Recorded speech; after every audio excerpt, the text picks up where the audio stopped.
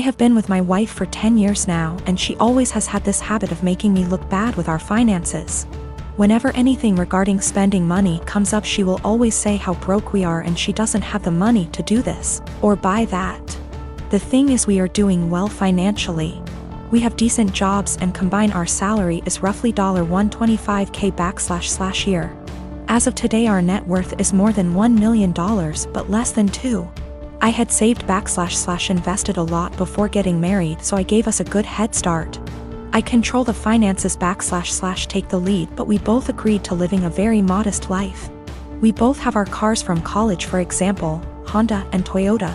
She knows everything about our finances because at least once a month I go over it with her every time I deposit money in our investment accounts or our kids' college funds. For banking, we have an emergency fund and I budget everything else to go straight into investments. We basically stay right at $10,000 in our bank savings account and $500 in our checking account after bills. Most of the time there is more than $500 in our checkings, but once I pay our CC each month, I then move anything extra. We always use the CC, so it's not like we only have $500 to spend. Our CC limit is $25,000. A few months ago we had dinner with her friends and they talked buying a new car. My wife said something like, "I wish I could get a new car, but I'm always broke after paying the bills. We still have our college cars." Wife does not want a new car. She will go on to talk about if she had money what she would want to buy, and it always makes me feel ashamed. This "I'm broke" story has been happening for years. When we were driving home, I asked her about. She understood we have the money, but it's how she feels because her bank account is always low. I said I can increase our budget or keep more money in our bank if she wants. Since we are doing well, I'm okay with spending more. She said no and again was happy with our finances. I explained that when she says we are broke, it makes me look bad and I feel ashamed. It's as though I can't provide for the family and / or I am bad with money. She doesn't see it that way. The same conversation has come up numerous times about us being broke. Recently, I reminded her numerous times it makes me feel and look bad in front of friends and family. I told her if she keeps saying stuff like that, I will reveal that we are doing well with money. I gave her a few reminders I'd eventually do this, but she kept going with the "I'm broke" story. At a dinner with her sister and parents, the same "I'm broke" story came up. I piped in and said, "It's weird to hear a millionaire say they are broke." My wife said, "I'm not though." And I quickly say, "We are millionaires and you know that. We go over our finances every month." Well, the "I'm broke" story stopped after that and the night went on as usual. A little later the same thing happens with her friends and I use the same line. Now my wife is mad at me for using that line and revealing roughly how much money we have. She said it seems like I'm gloating. I say it's better than making me look like I'm running us into the ground financially. I'm pretty open to us spending money and I don't restrict her spending. She has the CC to spend money monthly. Most of the month we have far more than $500 in our checking, but I move anything above to our investments once I pay the CC every month. I know I won't have any big expenses then. If I do, we have the CC limit and the $10,000 emergency cash. We live on a really cheap area and had a low cost of living. We never felt RHE need to upgrade until we wanted to start having kids. I didn't have to change our lifestyle much to save a lot. My job is in demand and pays well because nobody wants to live out in my area. So after expenses I take home a lot more than I would living in a major city. Probably 3 to 4 times more net savings annually if I had to guess. She doesn't want a new car and has told me that multiple times. She doesn't like driving and feels comfortable with her current car. She doesn't know what she wants to do when she retires. I know I'll be golfing, games, and eating edibles most days. I don't do any of this much now because we have kids and they will be my focus for a long time. I maybe golf 1 or 2 times a month AMD, that's the only times I take edibles. I'll speak more with my wife about this. I think she may not feel like it's her money since she never saved much before we got engaged. I am 17, female, have a child Aaliyah. She is 6 years old with my ex Jacob. He is 33 years old. He has a new girlfriend Regina. She is 27 years old. We just finalized a court order he requested after meeting her and currently have complete 50/50 custody. Regina has always been a little too involved and believes that since she trains parents to parent, she knows everything. Every time I ask Jacob for help with Aaliyah, he comes with suggestions from Regina instead of workshopping things between the two of us. She has been overstepping for years. Jacob and I are pretty much parallel parenting now and do everything separate, including birthdays and even parent-teacher conferences. He brings Regina with him to his meetings. Regina picks Aaliyah up from school every day because I don't get off work in time, and he did not want to pay for the after-school program, since he did not need it during his time. So of course he jumps at the opportunity to involve Regina.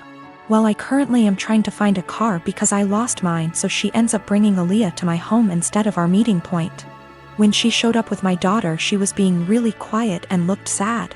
When I asked her what was wrong, she wouldn't tell me, so I confronted Regina at her car, who said she took away Aaliyah's tablet and TV time because she refused to do her homework and kept her home from cheerleading practice until it was done, so she missed it. Aaliyah loves cheer, and this was just cruel to me. It's something she and Regina connect over, and she got her all into this sport just to use it as a tool to control her? To rip away when she feels like it? She's 6 years old, and that was not her place.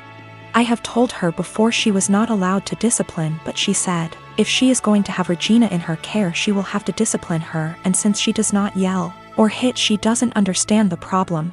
I told her she is not a mom and should not be acting like one. She said this is why Aaliyah has behavior issues in MY care and left. I called Jacob and demanded that Aaliyah is put in the after-school program, and he refused, saying I was being ridiculous. But the parenting plan says no cruel punishments and that only the parents should lead most discipline. If he's doing what she says all the time, how is he leading? Now she is refusing to bring her to my home, and I have to Uber to the meeting point, which is costing me loads of money. Is this something I take them back to court about?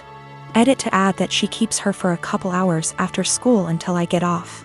That's how she had enough time to discipline her. Yes, there is a clause about meeting partners. She's been around a few years, that's not the issue. She's just too involved in parenting and has been for a while.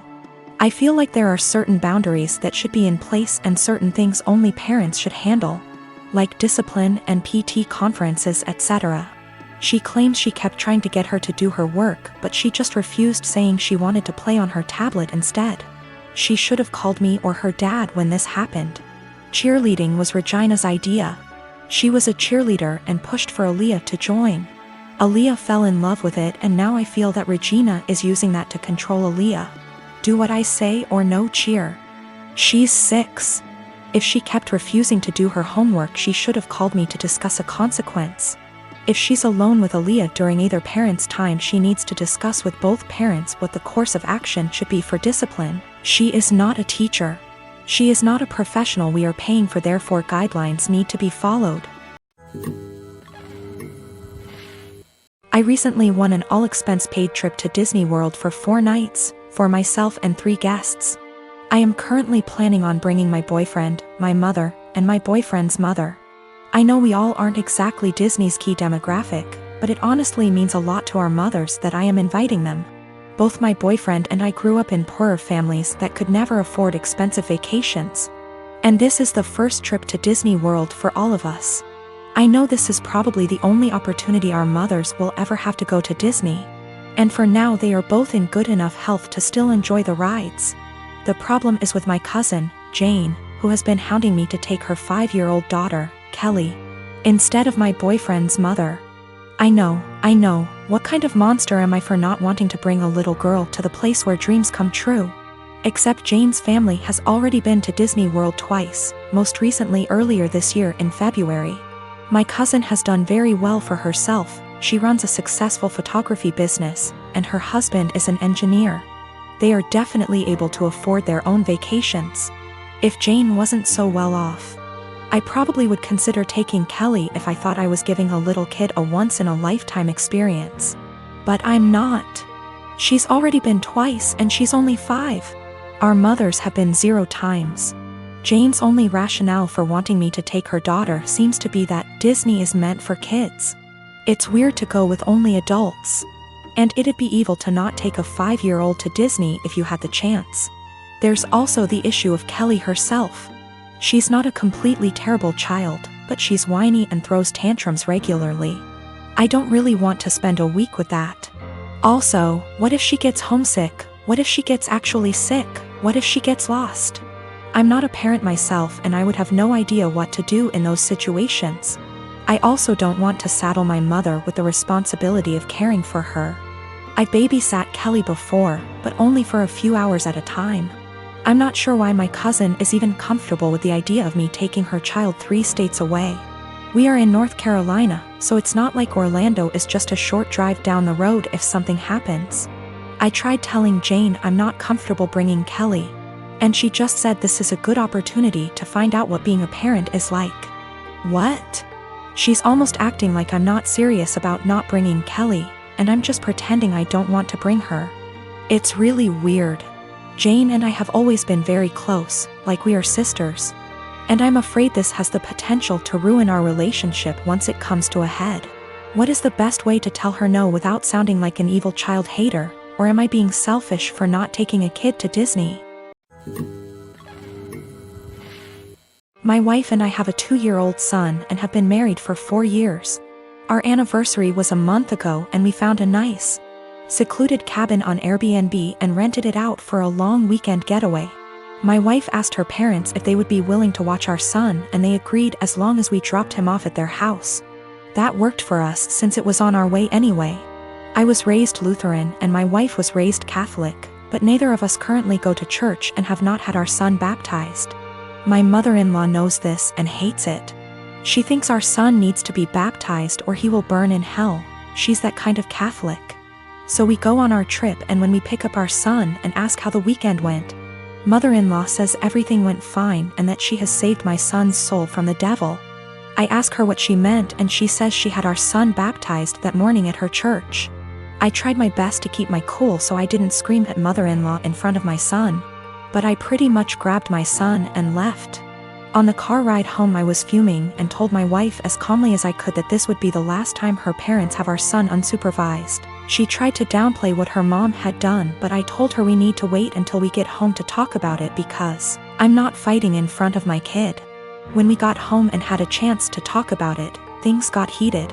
I told my wife I no longer trust her parents with our son and that if they did something like this behind our backs I can't trust them to respect our wishes as parents in the future. I said this was a huge breach of trust and I will forever look at her mom differently. She continued to try to defend her mom, saying that she was only doing what she thought was best for her grandson. She even downplayed it by saying that it's just a little water and a few words and we don't go to church anyway, so what does it matter? I told her that under no circumstances will I allow her parents to watch our son by themselves again. I said that we can still let them see their grandson, but only if we are present. I also said that if she doesn't see what the big deal is with this situation, that maybe we aren't on the same page as parents and maybe we need to see a counselor. She started crying and said that this isn't the kind of decision I get to make on my own, and I'm an asshole for trying to tell her what kind of relationship her parents can have with our son. I told her that I no longer have any trust or respect for her parents and that I don't know if there's anything they can do to repair that. I told her what her parents did was unforgivable in my eyes and they put themselves in this position to lose privileges with our son. She's been trying to convince me to change my mind for the last month, but I'm not budging. To me this is a hill I'm willing to die on.